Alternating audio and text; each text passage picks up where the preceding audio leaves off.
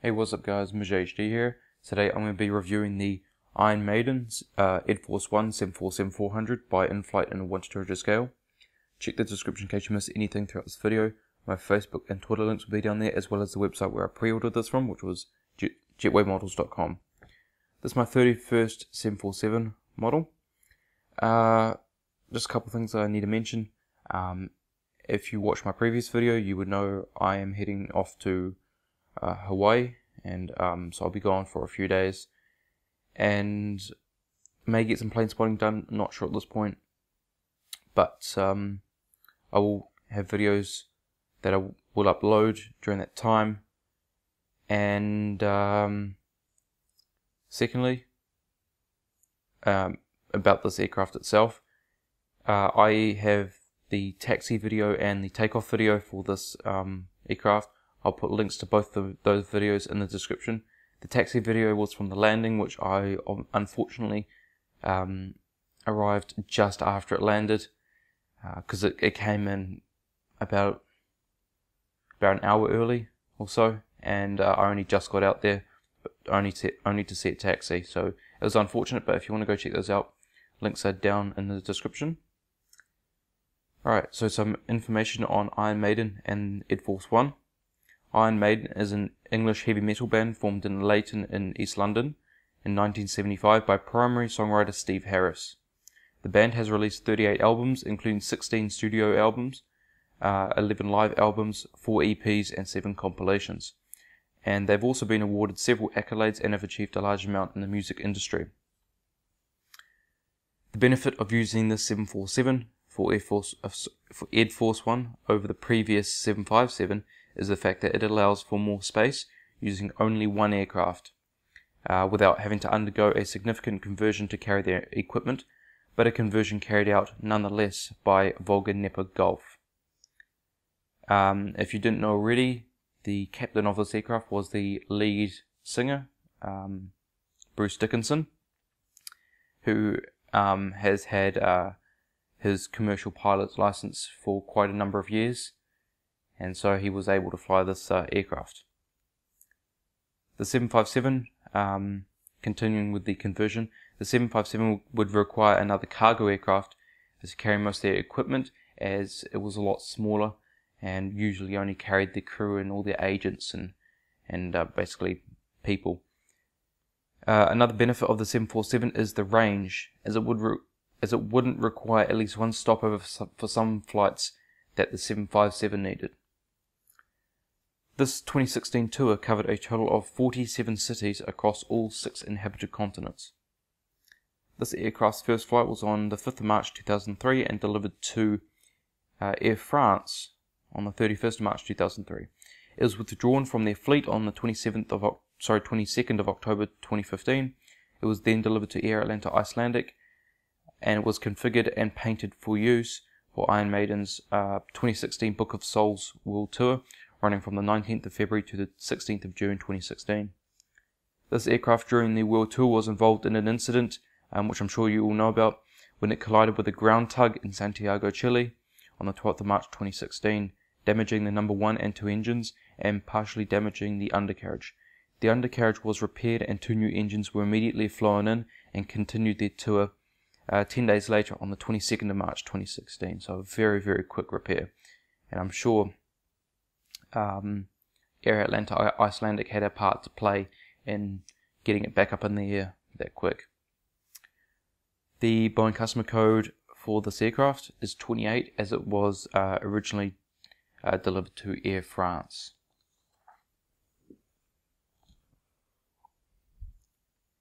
Okay, so let's take a look around the box, and it's a very good looking box. So we've Iron Maiden, the Book of Souls World Tour, Air Force One. There's an actual picture of the aircraft, Boeing license, Inflight, Boeing 747-400. On the back,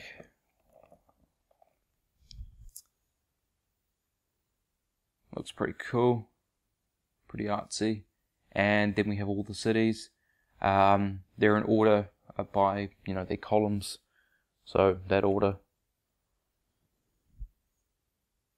And it's sort of it's the same layout that they have on the aircraft itself. So yeah, it's good that they did it like that. That's top of the box. And the bottom.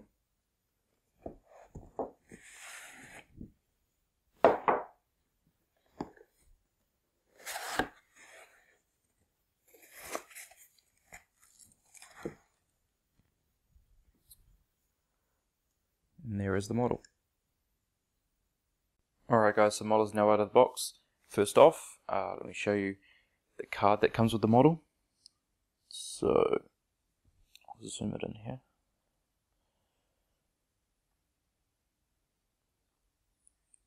Alright, so we got the picture of the Iron Maiden aircraft, all the cities,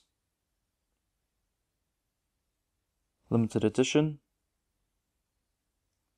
and then on the back, Inflight 200, and that's the website. Alright, so now let's take a look around the model.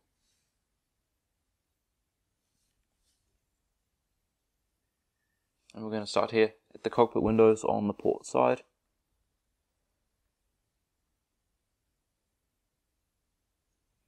Okay, so we have the cockpit windows, window wipers, the UK flag, Ed Force 1. We have all the cities where they visited. My city is down here, Auckland. Then we have the gear door, Iron Maiden titles, and their labels that they own. So Maiden Audio, Trooper, and you know, you'll recognise those labels if you're a fan of them. The inboard landing lights. Then we come to the awesome, out here. These are General Electric CF6-80C2B1F engines.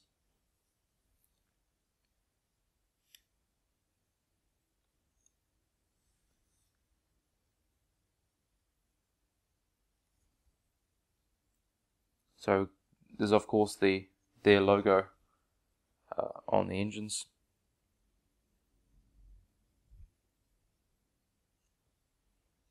And there we go. The fan blades do spin.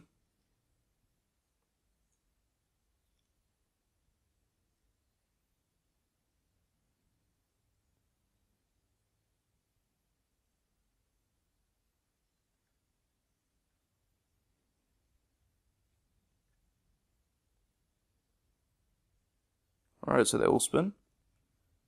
And on the nose gear, we have landing lights.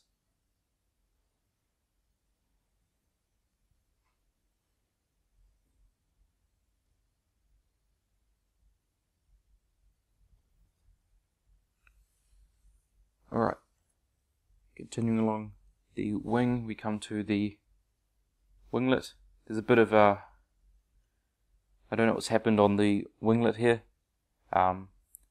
Something abrasive has gone across the wing. Winglet, not the leading edge, because that's more of the I think it's supposed to be there, but it's out of focus. But the sort of scuffing, I will fix it up. But it's a shame how it turned out like that. It's only been in the box, never been owned by anyone else, because of course I bought it from a retailer. And I don't believe it was the retailer's fault at all, because they wouldn't do this. So yeah, a bit odd. And we also have the red navigation light. Back onto the fuselage. Okay. We have the Book of Souls World Tour titles. Registration number TF-AAK. Or Tango Foxtrot Alpha Alpha Kilo. Then we have, it just says follow me at Iron Maiden, so I'm guessing that's there. That would be their Twitter handle. And then the tail. That looks so awesome. apparently there was a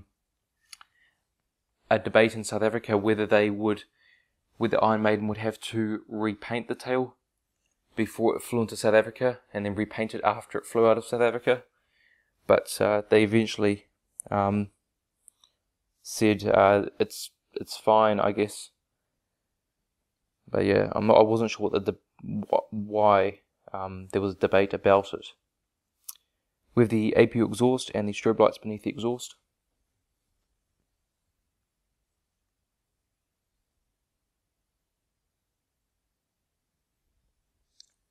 Alright, now onto the cockpit windows on this side.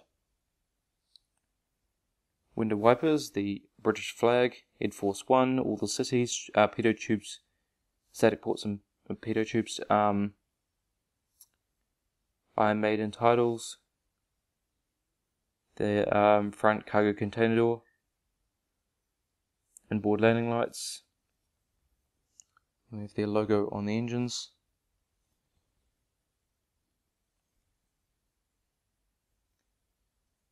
And then the winglet on the side.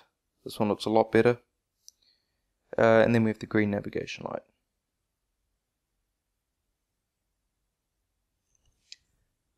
Now, got Book of Souls World Tour on this side.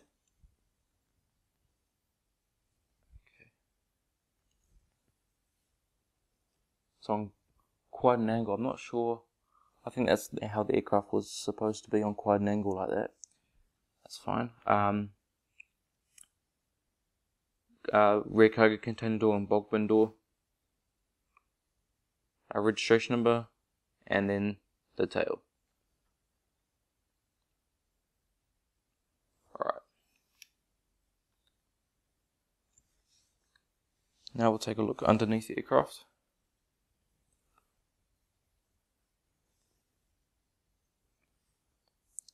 So we have the nose gear, gear doors, antenna, necker ducts, another antenna just here, just a small one.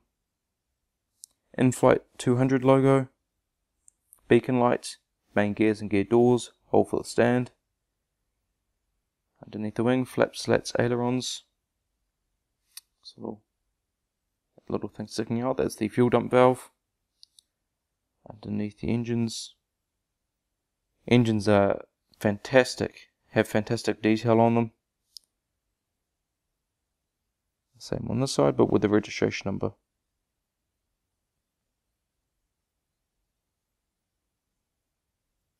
Continuing down, 2 antennas there. The cabin pressure relief valves and another antenna. And then the APU housing. On top of the aircraft, we see the emergency escape hatch for the pilots, anti-collision beacon, antennas there, ADF antennas, flaps, slats, ailerons and spoilers. Also got the no step markings.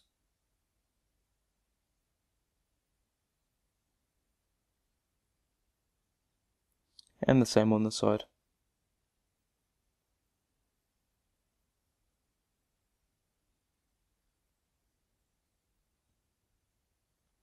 Continuing down, we see the SATCOM antenna, another antenna,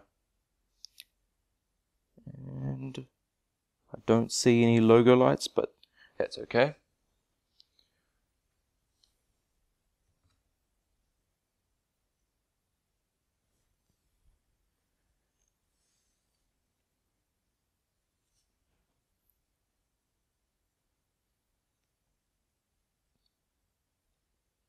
Alright, so some features of this model. Rolling landing gear. It doesn't tilt, but that's fine. The nose gear does swivel though.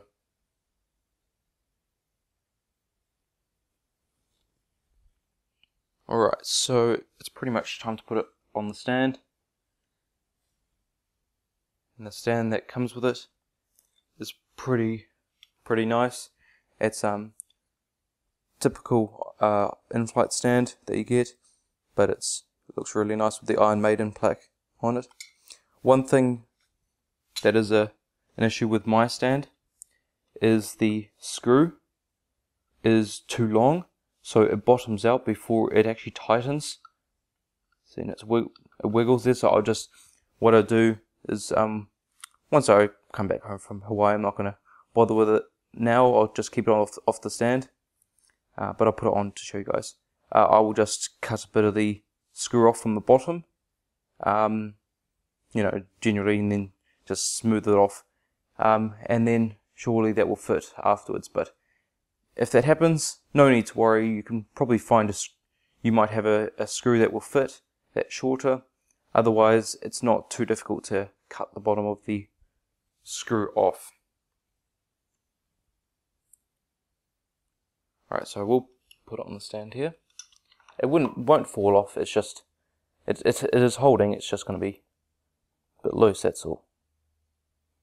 I have no problem with putting this on the stand.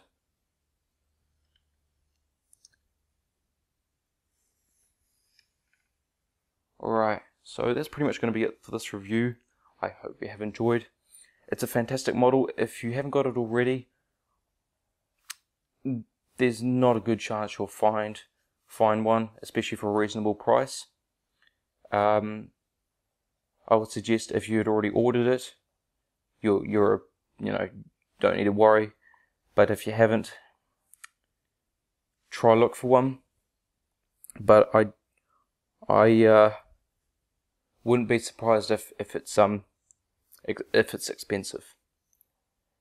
If you did enjoy this video, please leave a like, comment, tell me what you think of this model, tell me if you're going to get it, subscribe for more. I have 6 unboxings I will do once I return from my holiday, and there'll be plane spotting videos up pretty soon as well. So there's enough to enjoy while I won't be here. And please share this video so other people know about this model and see if they want to get it as well. Anyway guys, thank you so much for watching, and I'll see you next time.